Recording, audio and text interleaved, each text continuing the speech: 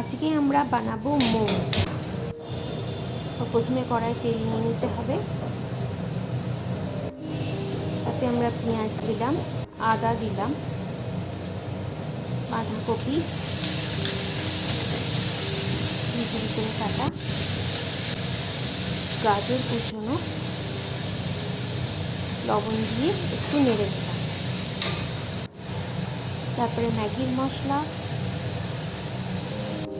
গোলমরিচ দিয়ে একটু নাড়ানাড়া নেড়ানেড়ি করে নিলেই আমাদের ফুল তৈরি। ময়দা মাখা গুঁড়ো ময়দা পুরটা নিয়ে নিলাম, ছোট ছোট করে লেচি কেটে বেলে নিয়ে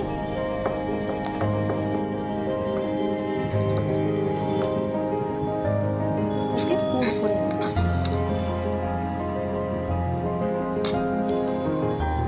পুরগুলোকে এইভাবে মোমোগুলোকে মুড়তে হবে।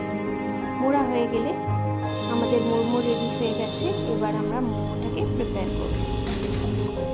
তাওয়ায় তেল নিয়ে নিলাম, নিয়ে মোমোগুলো সাজিয়ে দিলাম, অল্প জল দিয়ে এটাকে কভার করে রাখলাম। কিছুক্ষণ জলটা